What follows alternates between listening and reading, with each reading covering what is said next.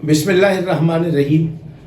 ناظرین، گزشتہ روز یعنی 14 مئی 2026 کو جھنگ کے حیدری محلہ میں منعقدہ مجلس اعضاء میں ممبر پر جو کچھ ہوا، صف عزائے حسین کی جو حرمت پامال ہوئی، شرکائے مجلس اعضاء کو آداب مجلس کا اندازہ ہی نہیں ہے کہ صف عزائے حسین پر بیٹھنے کے آداب کیا ہیں۔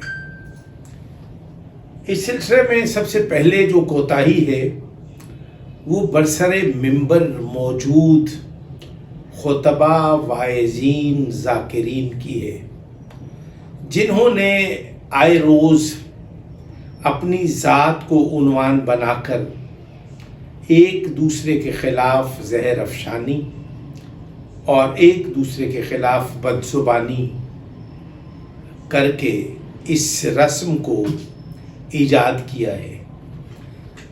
بات ممبر سے چلی اور بات صف عزائے حسین تک پہنچی، اور آج بدقسمتی یہ ہے کہ صف عزائے حسین پر بیٹھے ہوئے عزادار اس کے اصل اسباب، وجوہات اور وجہ تو سامنے نہیں آ سکی کہ اصل وجہ کیا ہے کہ یہ سب ہوا، اور ہوا یوں کہ میں بار بار اس بات پر تکرار کرتا ہوں، ایک ہی بات کو دہراتا ہوں کہ صف عزائے حسین، مجلس حسین، ذکر حسین یہ عین عبادت ہے، بلکہ یہ مقدس ترین عبادت ہے۔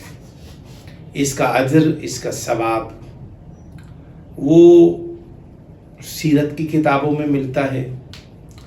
بزبان رسالت مآب صلی اللہ علیہ وآلہ وسلم نے ذکر علی اور ذکر حسین کی افادیت اور اہمیت انہوں نے جا بجا بیان کی ہے، لیکن ہم ان تمام چیزوں سے غافل ہو کر خود نمائی اور خود پسندی کے مرض میں مبتلا ہو چکے ہیں۔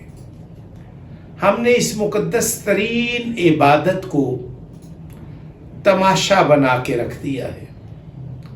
میں اپنے لفظوں، حرفوں کا ذمہ دار بن کے میں یہ کہوں گا کہ اس گھنونے جرم میں ہم سب برابر شریک ہیں۔ خطیب، واعظ، ذاکر، عزادار، بانی مجلس سمیت ہر وہ شخص جو خود کو ملت شیعہ خیر البریہ اثنا عشریہ کا حصہ سمجھتا ہے۔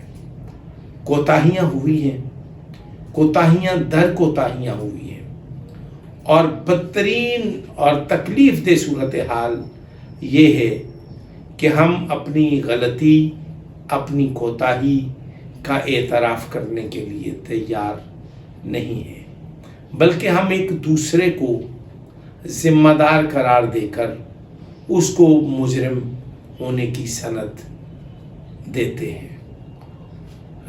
میں بہت دکھی اور رنجیدہ دل کے ساتھ کچھ چیزیں ایسی ہیں کہ جو کچھی یعنی کہ سرائکی بیلٹ سے تعلق رکھنے والے ذاکرین نے بند، دوڑا اور نثر میں اس طرح کی انہوں نے اضافت کی ہے، اس طرح کا اضافہ کیا ہے کہ مقتل جو ہے، کربلا کا مقتل، وہ جھوٹ لگتا ہے، اس میں آل محمد کی توہین ہوتی ہوئی دکھائی دیتی ہے۔ میں دست بستہ صاحبان ممبر کو، کچھی یعنی کہ سرائکی ذاکرین کو، اس علاقے کے عزت مآب عزاداران کو، سب کو مخاطب کر کے صرف ایک بات کہنا چاہتا ہوں۔ یہ جو نو عمر بچے برسر ممبر آ گئے ہیں یا آ رہے ہیں، میں بہت تکلیف کے ساتھ یہ عرض کروں کہ ذاکر ناہید عباس جگ نے اپنا بیٹا بطور ذاکر متعارف کرایا ہے۔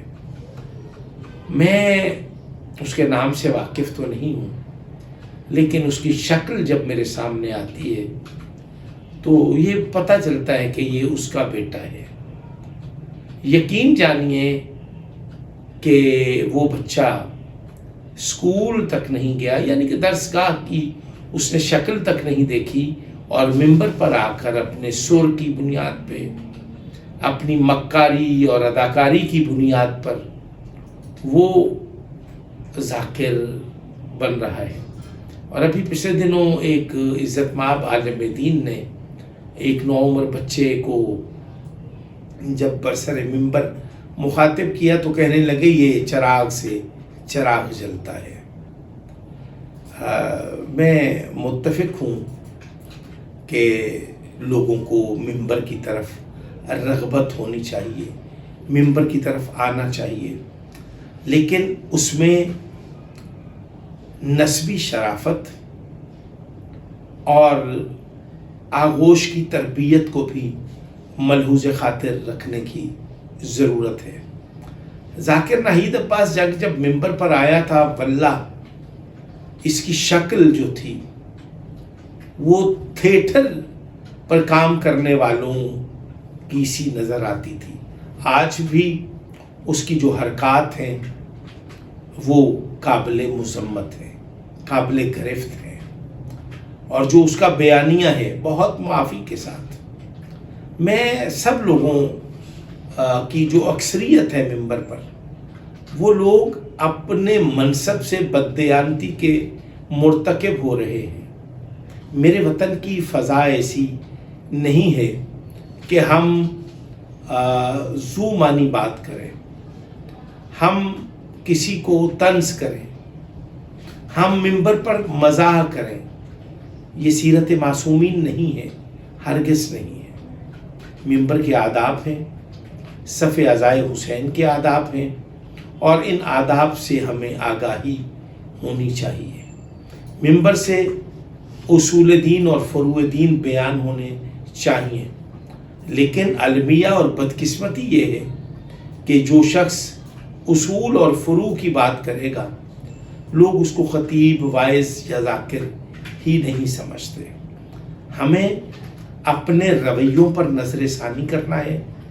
کل جھنگ سٹی میں حیدری محلہ میں ہونے والی مجلس اعزاء میں جو میرے مکتب کی تضحیک ہوئی، جو میرے مکتب کی جگ ہسائی کا سبب بنا، ایسے واقعے کی نہ صرف مذمت کرتا ہوں بلکہ اہل علاقہ سے دستبستہ میں التماس گزار ہوں کہ ذمہ دار افراد کے گرد گھیرا تنگ کیا جائے اور عزاداری مظلوم کربلا کی روحانیت کی بقا کے لیے اپنے حصے کا کردار ادا کیا جائے۔